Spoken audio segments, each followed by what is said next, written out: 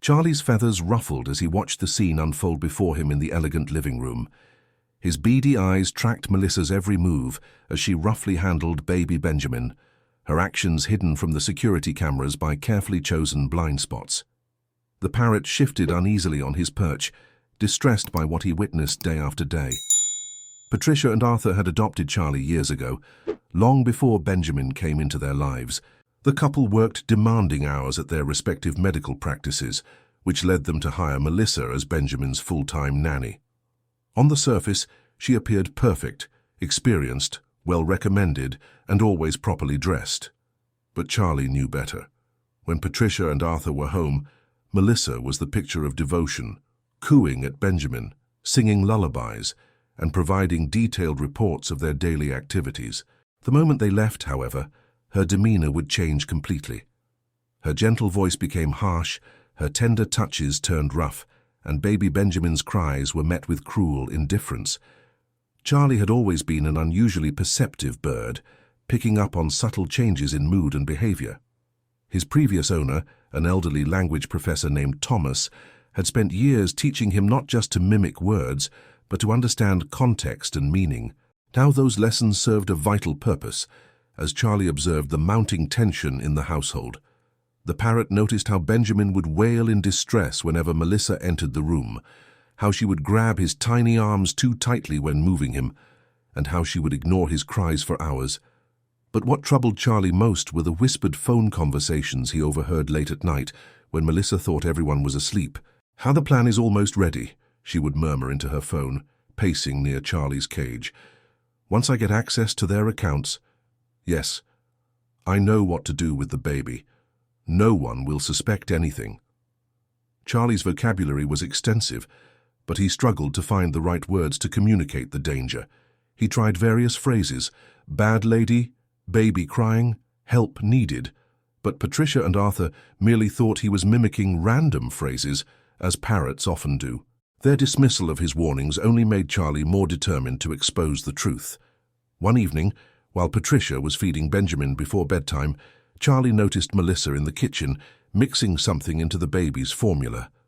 His heart raced as he watched her carefully measure drops from a small dark bottle, her movements precise and deliberate. The parrot's instinct screamed that this was wrong. That night, Charlie made a decision. He had to find a way to protect Benjamin, no matter the cost. But how could a parrot convince humans of such a serious threat? As darkness fell over the house, Charlie remained awake, his mind working through possible solutions, while Melissa's shadowy figure moved through the rooms below, preparing for whatever sinister plan she had in motion. Alice, Patricia's sister who lived nearby, would sometimes visit with her daughter Bella. Charlie noticed how Melissa's behavior would shift subtly during these visits, a flash of annoyance crossing her face when Alice appeared unannounced, the way she would hover nearby during conversations, and how she would quickly redirect any questions about Benjamin's care. As Charlie watched Melissa closing the curtains for the night, he caught a glimpse of her true expression in the window's reflection, a cold, calculated look that sent chills through his feathers. The parrot knew time was running out. Tomorrow, he would have to find a way to make them understand, or Benjamin might face consequences too terrible to imagine. The weight of this knowledge kept Charlie alert as the house settled into silence. Through the darkness, he could hear Benjamin's soft breathing from the nursery, punctuated by Melissa's footsteps as she moved around downstairs. The parrot's keen ears picked up the sound of drawers opening, papers rustling, and the quiet beep of a phone being used. What Charlie didn't realize was that his chance to expose the truth would come sooner than expected, and in a way that would shock everyone in the household. As the night deepened, he remained vigilant, knowing that tomorrow would bring either salvation or disaster for the innocent baby sleeping nearby. Morning arrived with a sense of foreboding. Charlie watched as Patricia prepared for another busy day at the hospital, her movements hurried but gentle as she kissed Benjamin goodbye. Arthur had already left for an early surgery, leaving Melissa in charge once again. The parrot's anxiety grew as he observed the nanny's practiced transformation, her warm smile dropping the moment Patricia's car disappeared from view. "Time for your medicine, little one," Melissa cooed, her voice dripping with false sweetness as she approached Benjamin's high chair. Charlie noticed she wasn't carrying the usual medication prescribed by the pediatrician. Instead, she pulled out the mysterious dark bottle from the previous night. Benjamin began crying immediately, as if sensing something wrong. His tiny hands pushed away the bottle Melissa pressed against his lips. "Why stop being difficult?" she hissed, her gentle facade cracking. "Just drink it." Charlie couldn't contain himself any longer. "No, bad, poison," he screeched, flapping his wings frantically.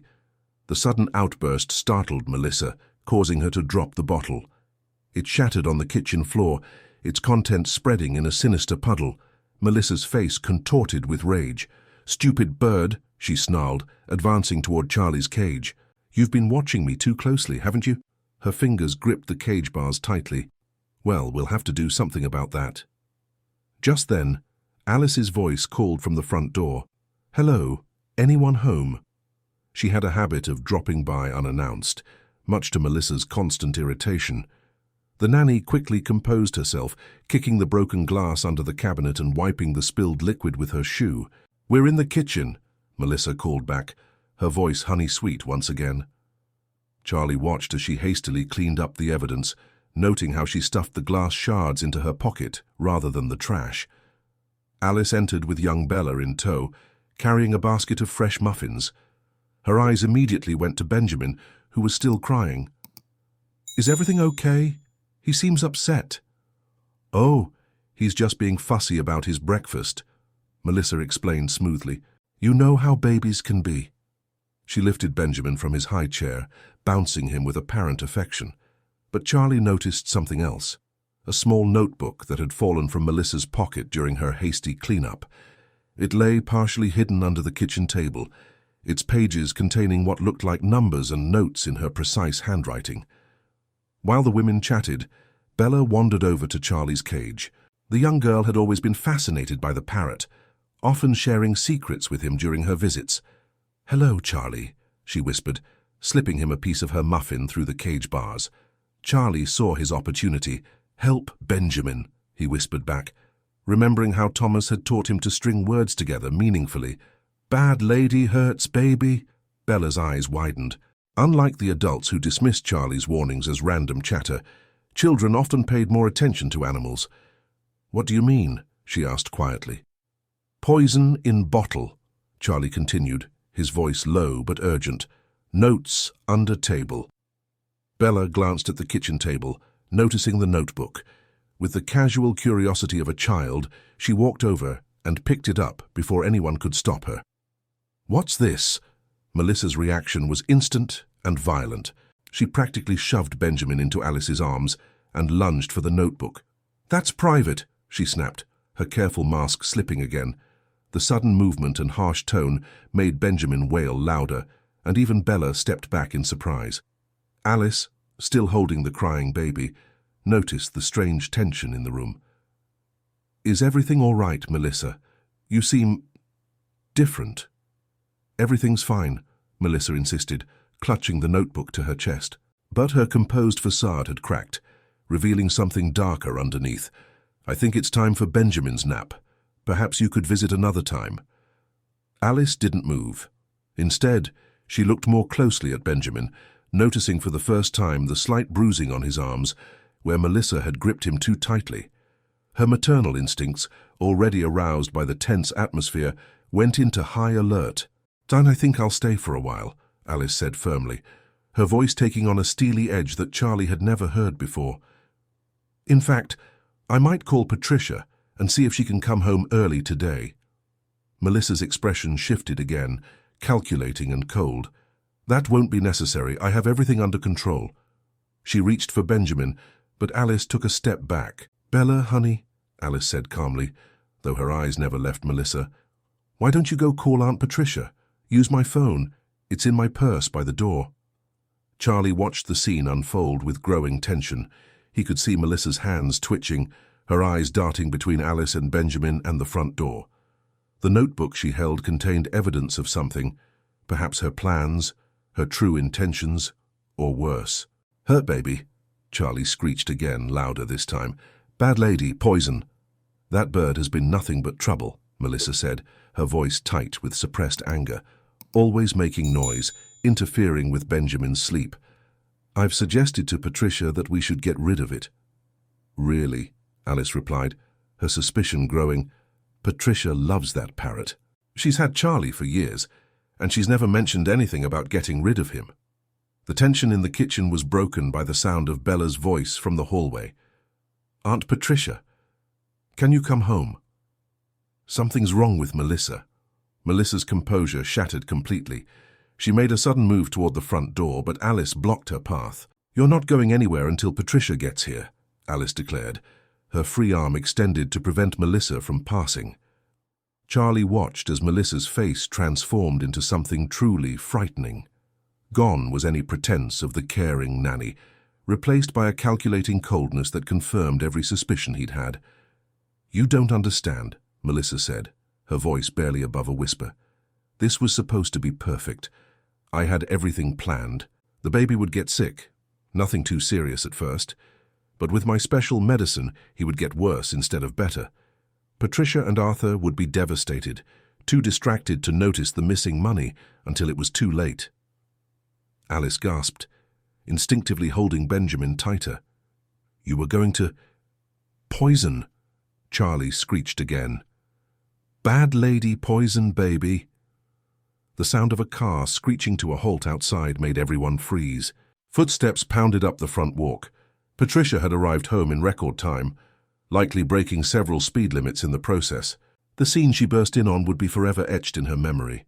Alice backing away from Melissa, clutching Benjamin protectively, Bella hiding behind her mother, Charlie flapping and screeching in his cage, and Melissa, looking nothing like the caring nanny she'd pretended to be, holding a notebook full of secrets that were about to be revealed. The next few moments would change everything, but Charlie knew his job wasn't finished. There were still darker truths to be uncovered, and the full extent of Melissa's plans had yet to come to light. The parrot watched intently as Patricia took in the scene before her, knowing that the real storm was just beginning. Patricia stood frozen in the doorway, her medical coat still on, stethoscope dangling from her neck. The tension in the kitchen was thick enough to cut with a knife. Her eyes darted between her sister holding Benjamin, Melissa's threatening stance, and Charlie's agitated state. What's going on here? Patricia demanded, her voice carrying the authority of someone used to handling crisis situations. Before anyone could answer, Charlie's voice rang out clear and precise, shocking everyone with its clarity. She hurts baby, poison in bottle, look under cabinet. The parrot's words were unmistakable this time, no longer random phrases but a coherent warning. Patricia's eyes widened as she processed this unexpected revelation.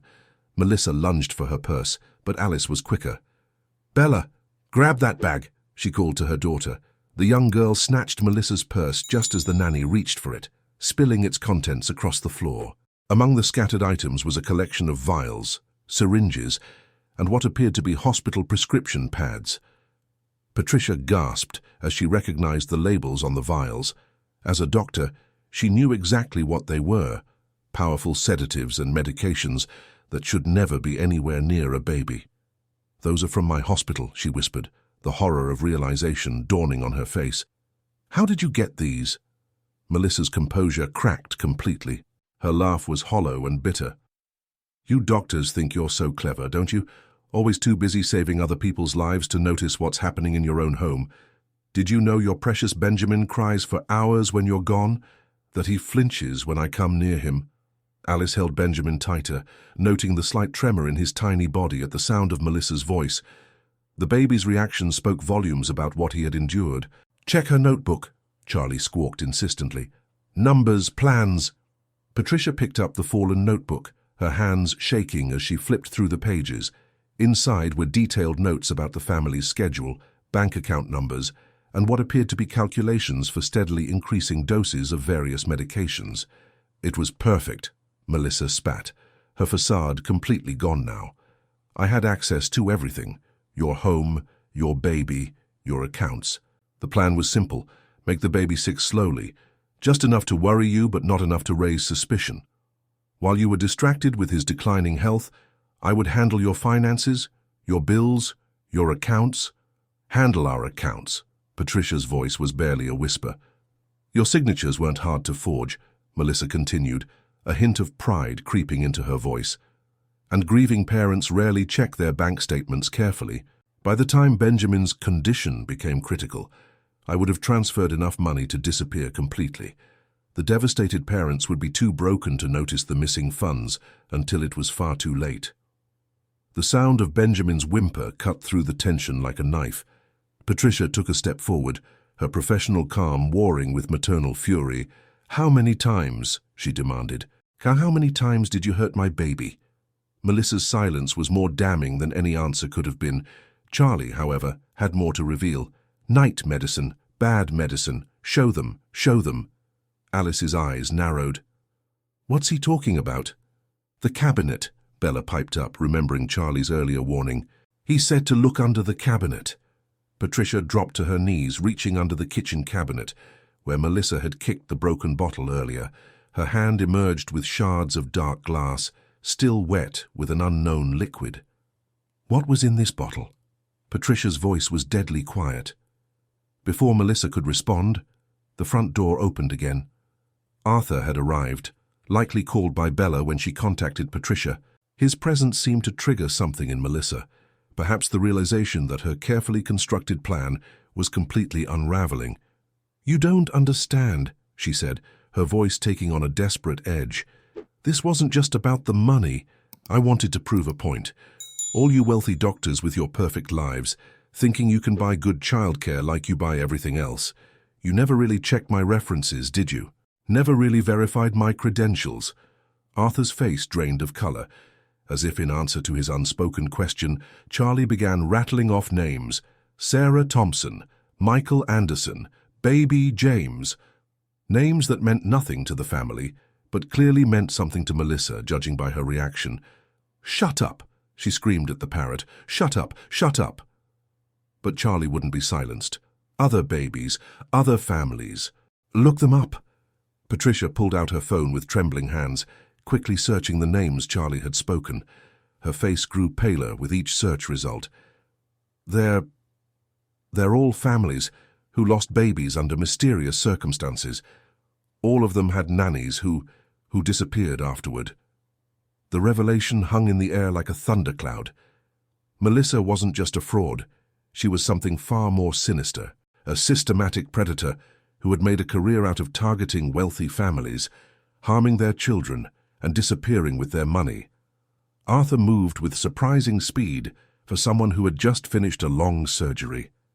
He positioned himself between Melissa and the door, his voice steady despite the anger evident in his eyes. The police are already on their way. Alice called them right after she contacted Patricia. Melissa's eyes darted around the room like a cornered animal. She seemed to be calculating her chances, weighing her options. The sound of distant sirens made her decision for her. She bolted toward the back door. But she hadn't counted on Charlie. The parrot had been watching, waiting for just such a moment. As Melissa ran past his cage, he extended his wing through the bars, catching her sleeve. The unexpected snag was enough to throw her off balance. She stumbled, crashing into the kitchen table. The fall sent her crashing to the floor, the contents of her pockets scattering across the tile. Among them was a small USB drive that skittered under the refrigerator. Charlie's sharp eyes caught its trajectory. "Evidence," he screeched. "Under fridge, more proof." The sirens were getting closer now. Melissa lay on the floor, the fight seeming to drain out of her as she realized there was nowhere left to run. But there was something in her eyes, a cold, calculating look that suggested this wasn't over yet. The police were pulling up outside, their red and blue lights painting the kitchen walls in alternating colors.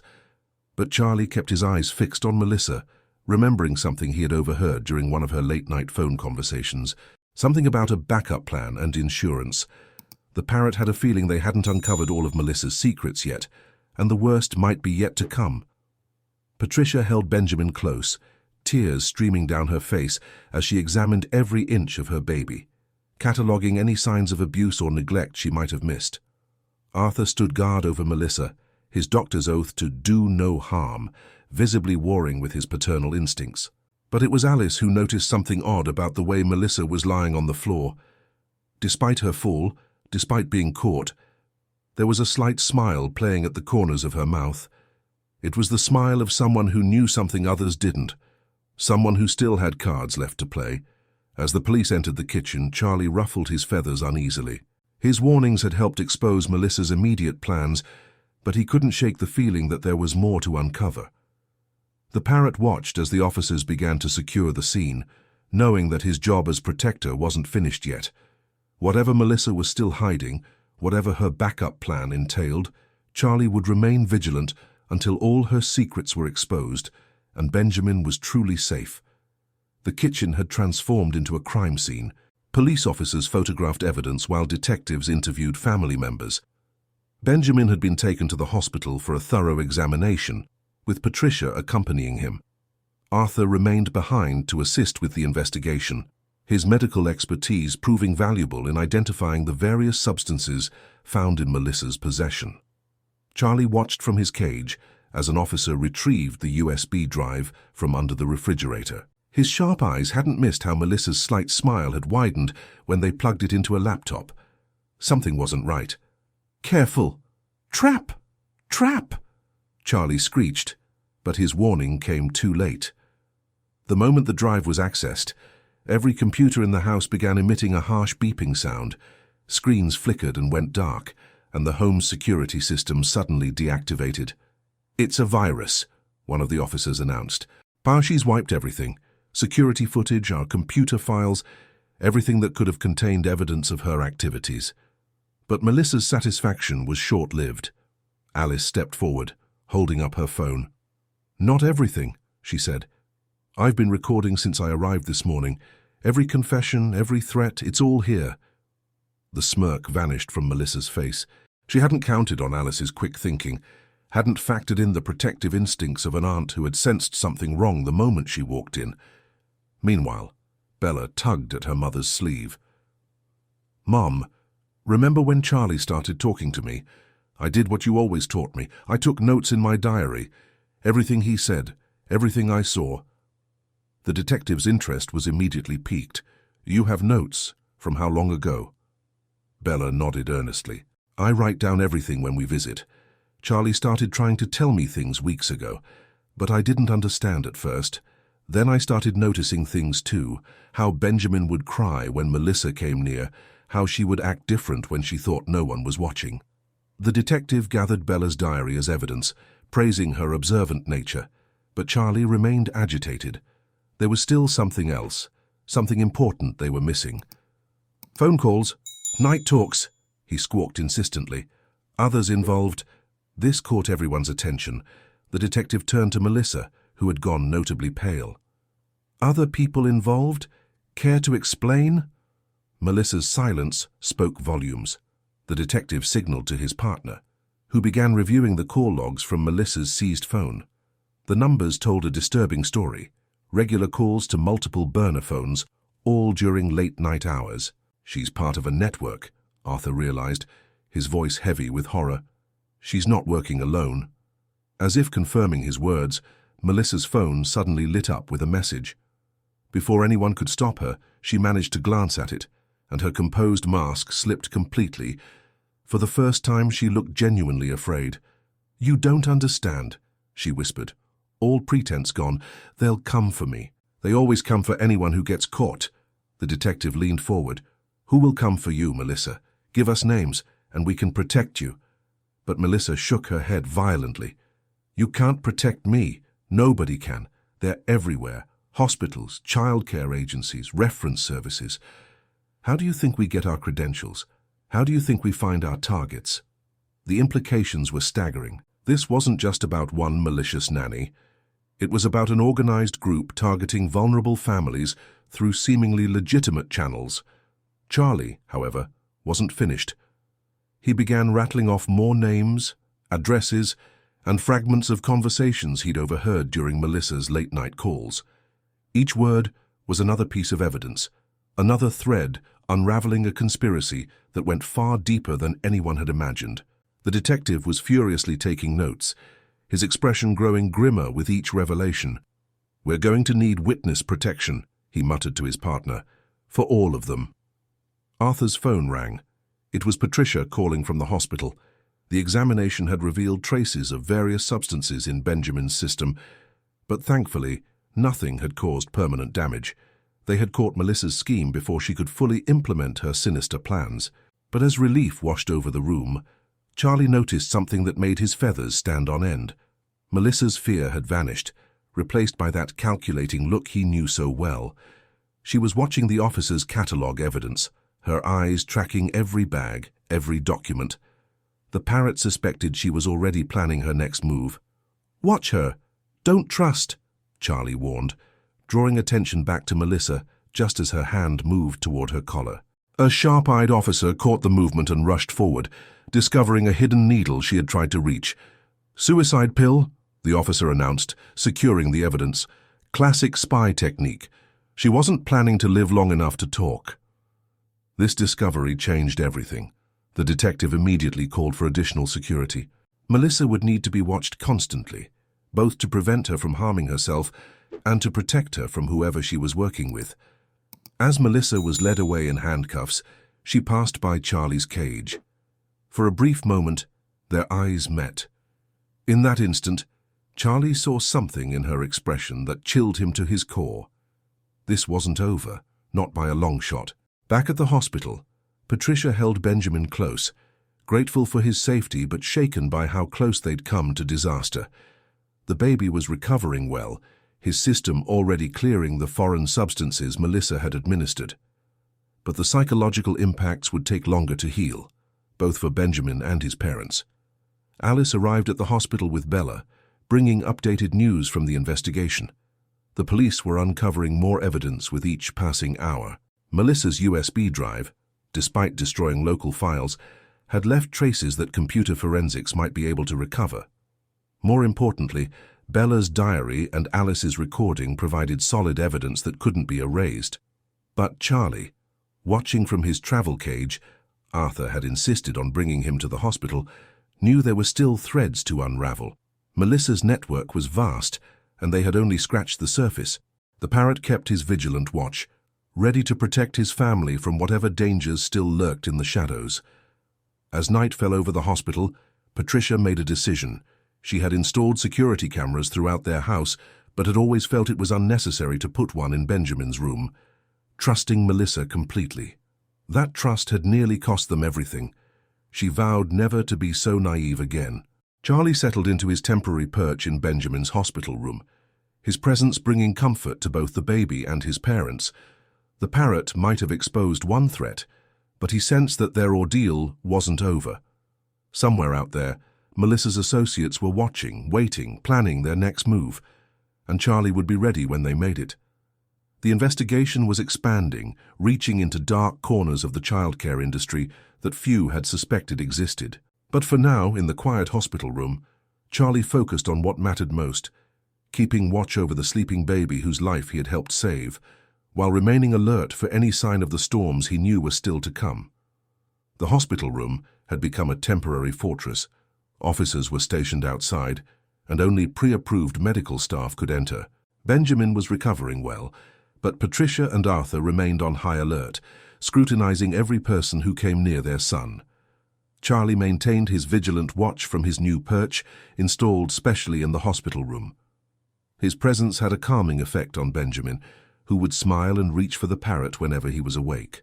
The bond between them had grown stronger through their shared ordeal. Detective Reynolds, who had been assigned to lead the investigation, arrived with troubling news. "We've been digging into Melissa's background," he explained to Patricia and Arthur. "Everything about her, her credentials, her references, even her identity, it's all fabricated. But the forgeries are professional grade. This isn't the work of one person." Alice, who had taken temporary leave from her job to support her sister, was helping piece together the evidence from Bella's diary. "Look at this," she said, pointing to one of her daughter's entries.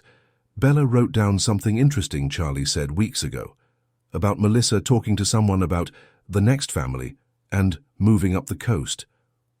The detective's expression darkened. "That matches our theory.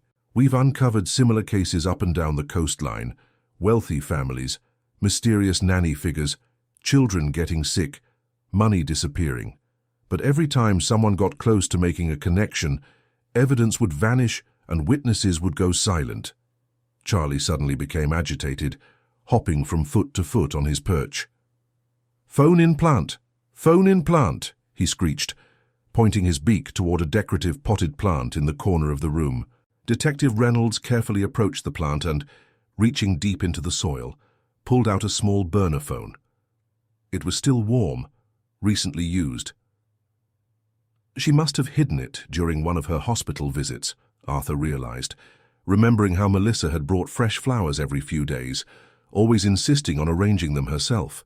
The phone was quickly sealed in an evidence bag, but Charlie wasn't finished. More phones, home plant, office plant. The detective immediately dispatched officers to search all the planters in Patricia and Arthur's home and offices. Each one yielded another hidden phone or recording device. Melissa had been monitoring them far more extensively than anyone had realized. Meanwhile, in the hospital's computer lab, tech experts were working to recover data from the virus-infected systems. Despite Melissa's attempts to destroy everything, fragments of information remained. What they found was chilling. "It's a complete surveillance operation," the lead technician explained. "She wasn't just monitoring your activities, she was gathering information about your colleagues, your patients, your banking habits. Everything about your lives was being catalogued and analyzed." Patricia felt a chill run down her spine. "But why? Why go to such lengths?" "Because you weren't the only targets," Detective Reynolds explained. "Voice, we've identified similar surveillance patterns at other hospitals up the coast.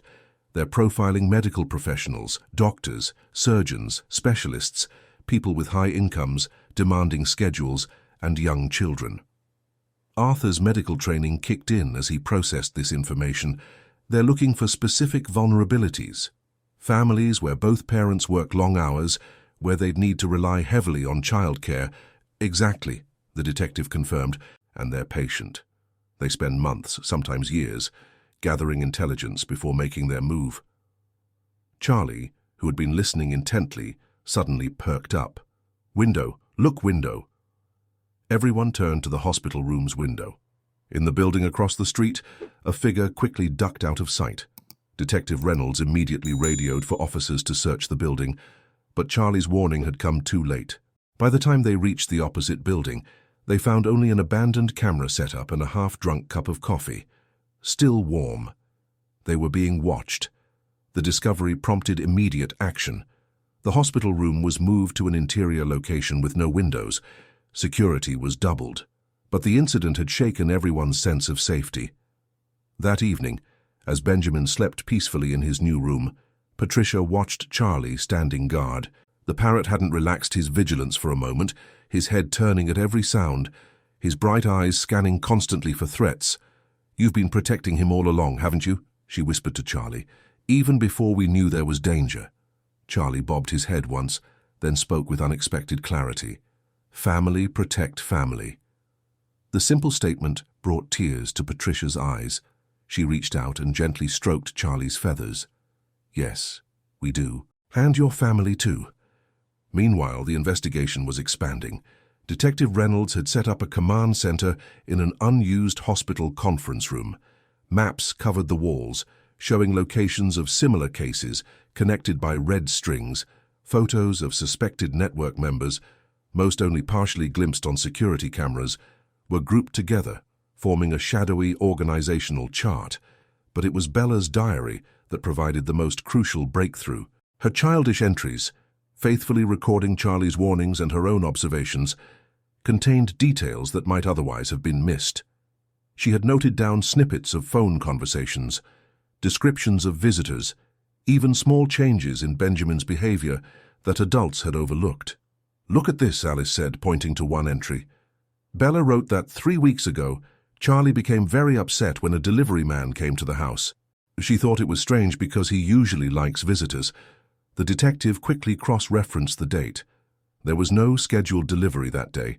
None of your regular services reported being in your neighborhood. Arthur frowned. Someone was scouting the house, probably documenting security measures, escape routes. The detective's voice trailed off as he noticed Charlie's increasing agitation. The parrot was pacing on his perch, clearly distressed. Coming soon, he warned. Before anyone could question what he meant, the hospital's lights flickered and went out. Emergency generators kicked in immediately, but in those few seconds of darkness, Charlie's warning took on a new urgency. They were about to discover that Melissa's network wasn't just watching, they were preparing to act. The question was, would Charlie's warnings be enough to protect Benjamin and his family from what was coming? Part 6. The hospital's emergency generators cast an eerie glow through the corridors. In Benjamin's room, Charlie's agitation reached new heights. "They hear! They hear!" he screeched, his eyes fixed on the door. Detective Reynolds immediately radioed for backup, but the response was garbled. Someone was jamming their communications. In the confusion, a figure in hospital scrubs slipped into the room, moving with practiced efficiency. But Charlie was ready. The moment the intruder reached for Benjamin's crib, the parrot launched himself from his perch, wings spread wide, creating enough of a distraction for Arthur to tackle the would-be kidnapper. More officers rushed in, and the intruder was quickly subdued. When they removed the surgical mask, everyone gasped. The face belonged to one of Melissa's regular references, a woman who had vouched for her credentials. She was part of the network. "It's over," Detective Reynolds declared, securing the suspect. "We've got her accomplice." But Charlie remained agitated. More coming." He was right. The power outage had been a coordinated effort. Across the hospital, security cameras caught glimpses of other figures in scrubs, all converging on their location. The network was making its move, determined to silence Melissa's victims before she could expose them. What they hadn't counted on was Bella. The young girl, who had been staying with her mother in a nearby room, had continued her habit of taking notes. She had noticed and recorded suspicious activities throughout the hospital, staff members she didn't recognize, maintenance workers in areas they shouldn't be, unusual patterns in shift changes. Thanks to her observations, the police were able to quickly identify and apprehend the infiltrators. One by one, the fake hospital staff were caught, each arrest revealing more about the network's operations. But the real breakthrough came from an unexpected source. The USB drive that had initially seemed to destroy evidence had actually created a hidden backup, automatically uploading data to a secure server. The virus had been a smokescreen, designed to make the network think their tracks were covered. Melissa, it turned out, had been playing both sides. While working for the criminal network, she had also been gathering evidence against them, building her own insurance policy. When cornered, she had activated the backup, ensuring that if she went down, she wouldn't go down alone. Part 7. The final confrontation came as dawn broke over the hospital. The network's leadership, realizing their operation was compromised, made one last desperate attempt to contain the situation. But they had underestimated the power of a family united in protection of their youngest member.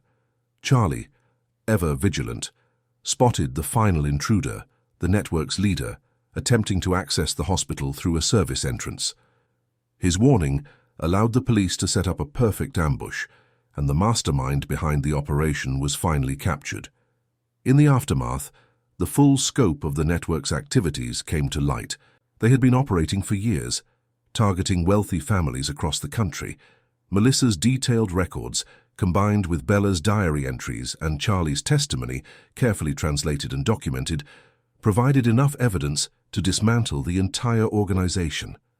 Benjamin's examination revealed that, thanks to Charlie's early warnings, he had suffered no lasting effects from Melissa's treatments. The psychological trauma would take time to heal, but surrounded by love and support, his natural resilience began to shine through. Patricia and Arthur made significant changes to their lives. They adjusted their work schedules to spend more time at home, and when they did need childcare, they implemented rigorous verification processes, but more importantly, they learned to trust their instincts and to listen to those who showed genuine care for their family. Charlie was hailed as a hero. His story made headlines, highlighting the remarkable bond between animals and humans and the importance of paying attention to their warnings. But for Charlie, the greatest reward was simply being with his family, watching Benjamin grow stronger each day. Bella's diary became a crucial piece of evidence in multiple cases, and her observant nature earned her special recognition from the police department. Her experience inspired her to start a peer support group for children to help them recognize and report suspicious behavior. Alice and her family moved closer to Patricia and Arthur, strengthening their family bonds. The sisters realized that together they were stronger and better able to protect what mattered most. As for Melissa and her network, justice was served. The evidence was overwhelming, and the sentences were severe. The organization was dismantled, its members scattered or imprisoned.